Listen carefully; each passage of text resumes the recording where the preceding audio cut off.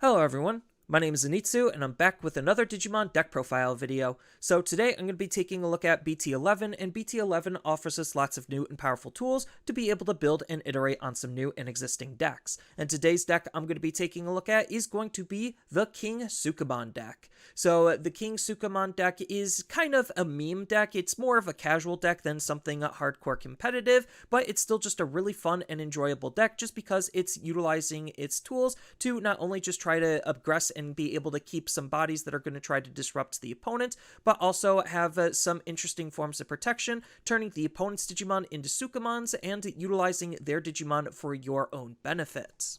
So Bandai was nice enough to lay out what they think is a good deck composition to start with and act as a solid base or foundation. So that way you could take it, iterate it, and make it better based on your meta environment. They also laid out a couple of staples for the deck, which I would agree with, and they even laid out a strategy, which I kind of already went over, where you're trying to aggress with your low-level Digimon and use them to disrupt the opponent, while utilizing their Digimon and turning them into Sukamon for some further disruption and protection to keep your Digimon around. But that's just their interpretation of the deck, and this is my interpretation of the deck. You can see between the two lists that we are running some cards in common, just because those are the cards that are trying to define what the Sukamon deck is and how it's trying to be played. So starting off with the Digitama in my iteration, I'm going to be also running 4 copies of Pagumon. So this is the only Digitama that we realistically need because we don't really care about many of the other Digitama's inheritable abilities to help try to gain some DP, and we actually want our Digimon to die, which is why Pagumon is so good, because he does have a nice on-delete ability to pair up with some of our other on-delete abilities, where it's just acting as a solid consistency tool, making it still one of the best black Digitamas that we have to be working with. Next, on to the rookies, I'm going to be running 4 copies of Chuumon. So this is the brand new BT11 version of Chuumon, and this is a pretty good card in terms of tempo, where we're trying to use this card as a good revive target, so that way we could take advantage of his static ability to be able to digivolve into our Sukamons at a reduced cost, which is pretty good, even though our Sukamons mostly have low play costs anyway. Then, on top of that, he actually does have a good inheritable ability to be played with our Sukamons and our Etemons, so that way we could constantly try to play Chuumons from our trash, so we could reuse cards like this and the old version of Chuumon. And speaking of the old version of Chuumon, next I'm going to be running 4 copies of the BT3 version of Chuumon. So this is another really good Chuumon to play around with, well, not only just because it's a Chuumon, so it's a viable target with the ability, but it's also a really good anti-meta floodgate, stopping the opponent from being able to gain memory outside of their tamer effects, really limiting the types of plays that they can make while this card is on the field. Next, I'm going to be playing 2 copies of Chikurimon. So this is the BT6 version of Chikurimon, and this is kind of just a filler or flex spot. I'm utilizing it just because it has a nice security ability to de-digivolve the opponent's Digimon, adding, again, some more disruption into the deck. And then the last level 3 that I'm going to be running is going to be 2 copies of Chikurimon. So this is the starter deck version of Chikurimon, and this, like Chuumon, is a pretty good card at being disruptive towards the opponent's game plan, again acting as another anti-meta floodgate, stopping them from being able to play their cards at a reduced cost. Next, on to the level 4s, I'm going to be running 4 copies of Sukamon. So this is the brand new BT11 version of Sukamon, and this is a pretty good card because he has a nice on-delete ability when we're being aggressive with him, or utilizing him with some of our other abilities to try to save some of our other Digimon, where he's just adding some extra consistency into the deck, looking specifically for our Chuumons, Sukamons, and Etemons, which is going to be the majority of what the deck is, and it's also going to put the rest into the trash, which may or may not matter depending on some of the cards that you could run. Then, on top of that, his inheritable ability for our higher stage Digimon is actually pretty good, adding some extra protection, where we get to delete a Sukamon instead of the Digimon that digivolved on top of this card, so that way we could use our other Sukamons and the opponent's Sukamons to be able to keep our Digimon around, allowing us to be as aggressive as we possibly can with our Digimon. Next, I'm going to be running 4 copies of Sukamon. So this is the old BT3 version of Sukamon, and this is a pretty good card for his on-delete ability to basically replace himself with a Chuumon, and the 2 Chuumons that we have and are running in the deck already are pretty good at either trying to allow us to tempo up and get into another higher stage Digimon, or allow us to try to stop the opponent dead in their tracks with some of their actions. And then the last champion for the deck is going to be 4 copies of Geremon. So Geremon is a pretty decent Digimon, adding some extra consistency, not only just at having his name be treated as a Numemon for the effects that are looking for Numemons, but also his on-play ability where we get to discard a Numemon, Sukamon, Nanimon, or Etemon from our hand to be able to draw 2 cards, adding some additional cycling for the deck. Next, on to the Ultimates, I'm going to be running 4 copies of Etemon. So this is the brand new BT11 version of Etemon, and even though he is a little bit on the expensive side in terms of level 5s, he does have an alternate Digivolution condition where we could Digivolve him more efficiently on top of our level 4 Sukamons, which is the majority of what our level 4s are in the deck anyway. Then he has some pretty decent utility himself at having a nice when Digivolving and on-play ability, where he's just allowing us to discard a Sukamon from our hand to try to disrupt the opponent by giving their Digimon minus 3000 DP and -1 security attack until the end of the opponent's turn to try to stave off some of their potential aggression or kill some of their low-level Digimon. And then on top of that, he even has a nice inheritable ability that we just saw with the brand new BT11 version of Sukamon, adding some extra protection for our higher stage Digimon. Next, I'm going to be running 4 copies of KingSukamon. So KingSukamon shares a lot of similarities to how we're going to be playing our Etemon. He's going to have that same special Digivolution condition, Digivolving more efficiently on top of our level 4 Sukamons. He has a nice on-play and when Digivolving ability to help round out how we could utilize the card, and how we're going to be utilizing him is really disruptive towards the opponent, while also being very aggressive for us. So if the opponent has 16 or more cards in our trash, or we have 3 cards or more with Sukamon in its name in our trash, then we get to change one of the opponent's Digimon to a white Sukamon with 3000 DP, which is something we haven't really seen the game do before, is changing the opponent's Digimon into something that it normally isn't. And then on top of that, the fact that it is a Sukamon, as we saw with our inheritable abilities, means that it is susceptible to be deleted and sacrificed to our own Digimon. But as far as how we actually are going to be aggressing with the deck, this is one of the key aggro points, just because he has a nice when attacking ability that's going to be adding security attack +1 for each other Sukamon that we have in play, which we would have turned the opponent's Digimon into a Sukamon, ideally, or we're just going to have some Sukamon sitting on our field, just because they're all super easy to hard play because of their low play cost. And then on top of that, he has, again, that same inheritable ability that we saw with our Etemon and our Sukamon, allowing us to delete a Sukamon to be able to stop the deletion of this card, adding some extra protection into the deck. And then the last ultimate of the deck is going to be 2 copies of Etemon. So this is the old BT3 version of Etemon, and this Etemon is actually pretty decent for how the deck wants to play, just because he has blocker natively, so that way we could try to stave off some of the opponent's aggression, and if he were to get deleted, then if we have him set up in a Sukamon on the opponent's side or our side of the field, we could use their Digimon to stop him from being deleted, so he's just a pretty decent defensive card with the different types of utility that the deck is already offering. Then he has his own on-delete ability in case he does get deleted to try to play our level 6 Etemons for free, which is pretty good because we do have a new level 6 Etemon that we want to be playing around with. And speaking of that new Etemon, next I'm going to be running 4 copies of MetalEtemon as the only level 6 in the deck. So this is a pretty decent level 6 because he does have some decent utility with that on-play when Digivolving condition. So if we Digivolve up into him, we still get it. And if he's hard played off of that BT3 version of Etemon, then again, we still get this ability. And his ability is pretty good at just trying to help fill our field with Chuumon, Sukamon, and Etemon, which are the 3 primary Digimon of the deck, allowing us to try to help flood the fields the best that we possibly can to get some extra buy bodies out. Even though those bodies won't necessarily have rush, if they're Sukamons, then we could use them to sacrifice towards keeping our higher stage Digimon around, or if they're Chuumon, then we could use them to try to climb the stages and disrupt the opponent. And again, just having another Etemon on the field just allows us to utilize our Etemons even better with their abilities as well to try to, again, disrupt the opponent's game plan. And then as far as the level 7s go, I'm going to be running one copy of DeathXmon. So DeathXmon is just still that insane of a card to use in the off chance that we actually are going to be able to play him, just because he could reduce his play cost depending on the amount of cards on the opponent's field. And then on top of that, he has some good recursive removal and a board wipe ability attached to him, making him just a very threatening card when he hits the field.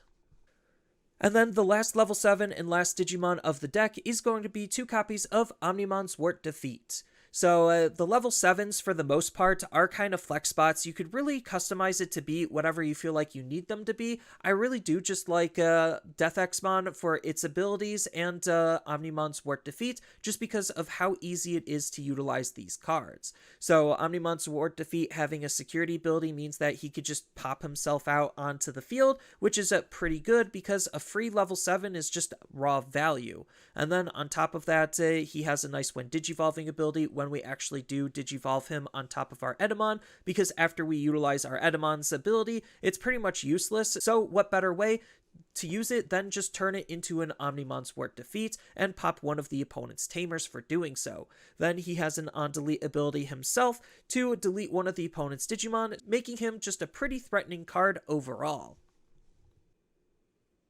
Next, on to the tamers, I'm going to be running 2 copies of Izzy. So Izzy is actually a pretty decent tamer for this deck, it being our memory fixing tamer, so that way we can always have our turns start at 3 if it's ever less than 3, which is pretty good because a lot of our level 4s only cost 3 and a lot of our evolutions cost 3 as well. So that's just the magic number we want to start our turns at. Then on top of that, his on-play ability just is pretty decent at being super tempo efficient, where we get to reveal the top 3 cards of our deck, rearrange them back in any order, and if all of those cards were black, then we get to gain 1 memory, so he's effectively a 3-costed memory fixing tamer, and if he comes out of security, that could anti-tempo the opponent, so he's just a good card in general to be used. On top of the rearranging the top cards of our deck actually could interact with some of our other cards and make their abilities a little bit more consistent. And then the last tamer of the deck is going to be 2 copies of Maki. So Maki's actually a pretty underrated tamer for how this deck wants to be played, just because a lot of our Digimon are 2 colors and a lot of our 2-color Digimon are part black. So her on-play ability can help search those out, on top of her static ability when we digivolve it, to help reduce the digivolution cost of them, to make them even easier to use. And lastly, onto the options, I'm going to be running 2 copies of Ultimate Flare. So Ultimate Flare is just the big hard removal card for the deck. It could really be any card to try to disrupt the opponent and delete their big stage Digimon that you feel like you want to run. I do just value the digivolve and then deleting all of the opponent's low-level Digimon, covering a wide variety of targets. And then the last option card of the deck is going to be 3 copies of Cooties Kick. So Cooties Kick is a pretty decent option card to be playing around with, not only just because it's interacting with our Numemon, Sukamon, Nanimons, and Etemons by making them unblockable, but they also gain an on-delete effect of gaining 3 memory, so we want to ideally use this on our lower stage Digimon, namely our Sukamon, to be able to swing into the opponent's security, break that security, and then hopefully he's going to get deleted and then trigger not only just his on-delete ability, but the one that we just gave him with Cooties Kick. And Cooties Kick, as long as we have a black tamer, is only going to cost 1, making it a little bit more tempo efficient to use. And then on top of that, it also has a nice security ability to try to make sure that we're always going to have a Digimon in play by allowing us to play a black Digimon with a play cost of 3 off of the top 3 of our deck. So, as far as the overall game plan and gameplay of the deck goes, it's actually a surprisingly fun deck at trying to disrupt the opponent while aggressing at the same time. So, the surprising thing about the deck is even if you don't see any of your level 3s, it doesn't necessarily mean your deck is super bricky, just because we could play our level 4s as level 3s, just because they all cost 3. So, if you don't see any of your level 3s, hard playing a level 4 isn't very bad, especially with the way some of our cards work and interact with each other. So Geremon's going to help us cycle in case we do need to play it, and then we do have it 2 Sukamons to utilize not only as points of aggression, but to try to make it Digivolving into KingSukamon and the new Etemon a little bit easier and more efficiently to try to climb our stages with. And then as far as KingSukamon himself, he's actually kind of like a pseudo level 6 for the deck, which is why we don't really run a whole lot outside of MetalEtemon, the new one, just because we want to be aggressive with our KingSukamon. So KingSukamon, with the protection ability off of our Sukamon, is just pretty good at being able to consistently have some solid pressure, and the fact that he is the card that's changing the opponent's Digimon into a Sukamon for us to use when he does get deleted. If he does get deleted while attacking with multiple security checks into the opponent is what's super valuable about the card and how good he could be. Then, because all of our other Sukamons cost so low, it's not hard to just have Sukamon sitting on our field in case we need to sacrifice them, and they both have on-delete effects to be able to gain some extra benefits off of. As far as the level 3s go, we're just trying to take advantage of the fact that Sukamon is interacting with Chuumon, so it just makes sense to play the Chuumons, and the Chuumons are helping the Sukamons. Then the Chikurimons are just the filler slots and could really be anything you feel like you need it to be. I just like the added disruption because that's just the core theme of the deck, is just trying to utilize some of your disruptive abilities, not only during your turn, but the opponent's turn as well, which is why Etemon is so good, because both of the Etemons could be used off of the MetalEtemon, and the MetalEtemon can also use the KingSukamon, which is why they have the on-play effect to be able to take full advantage of all of the synergies that we have in play. And then as far as the Tamers go, they're just trying to help with the consistency and play lines of the deck. Maki's just going to be making all of our 2-color Digimon a little bit more easier and efficiently to be able to Digivolve into and search out, so we have a decent amount of targets that we could utilize her with. And then Izzy's just going to make looking at the top 3 and rearranging it more consistent, so that way we know what abilities are going to be able to work and what aren't. Then Cooties Kick is basically like the hammer spark of the deck. It's really just here to help it try to gain some extra tempo. It costing 1 for having our Tamers just makes it super valuable, so that way we don't necessarily pass the turn and can do other things. And then as far as once MetalEtemon is used up, that's where the level 7s come in, just because we have a lot of utility on not only just having level 7s be able to sit on the field, just because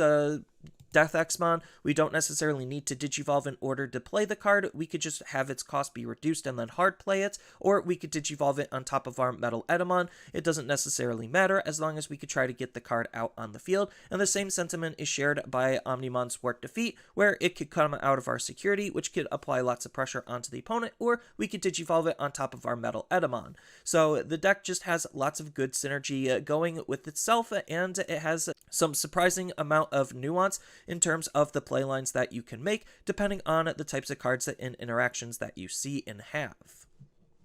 And then there's still just some various other tech and tools that we could think about incorporating into the deck to really customize it and make it your own. So whenever we do get the security promos, the security Dorumon is pretty good, just because a lot of our low-level Digimon have a play cost of 4 or less as another card to be able to constantly make sure that we have a Digimon on our field. And then because we're playing Maki, we also could think about playing Tapermon, and Tapermon could help DP boost our Digimon to make them a little bit more efficient, especially on our higher stages, especially with a lot of our Digimon also being 2 colors. And then on top of that, we also do have some of the other cards that some of our cards are referencing in the form of Numemon as just a good cheap tempo tool, and Nanimon as another security Digimon and another cheap tempo tool. Then, if we wanted to, we also could think about running Mechanorimon, just because Mechanorimon is a pretty decent blocker to try to stave off some of the opponent's low-level Digimon,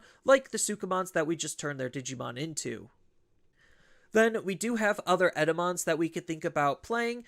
And then speaking of our other MetalEtemons, we do have two other MetalEtemons that are just okay. They're not great, but they're still MetalEtemons to be played with some of our various other cards that are referring and caring about Etemons. Or if we wanted to, we could just play Venusmon, just because Venusmon is interacting with Security Attack Minus as another good way to disrupt and stall out the opponent, and we do have the brand new Etemon, which is applying Security Attack Minus onto the opponent's Digimon, so there is some synergy there, while also being in two colors, means that we also could think about running some various other yellow megas as well.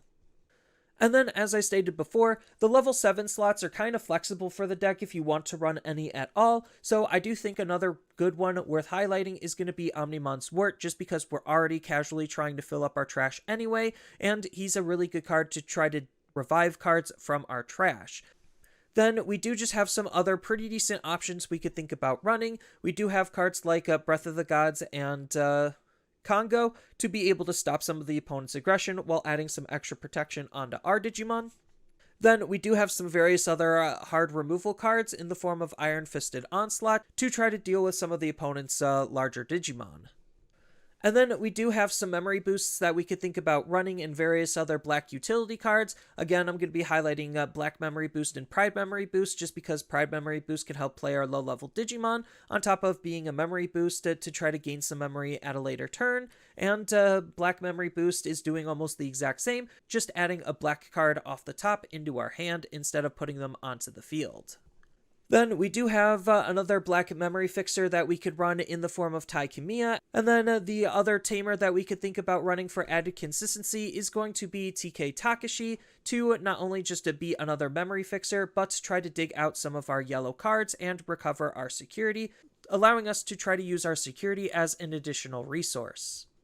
So that's all I really have for this video. As always, feel free to tell me your thoughts down in the comments below, and down in the description below are a couple of different ways you could support me and the channel. So I do have a TCG Player affiliate link, so when you use that link to buy cards off of TCG Player, then some of that money will go to supporting me and the channel. I also do make and sell playmats over on Overcard Gamers on Facebook, so when you buy a playmat with my design, then some of that money will also go to help supporting me and the channel. And on top of all of that, I do have a Twitch account over on twitch.tv/Zenitsu, so giving me a follow and a subscription also helps support me there, and I do play Digimon on top of various other games on that platform as well. So thank you everyone for watching, and as always, don't forget to like, share, and subscribe for more content, and I'll see you in the next video.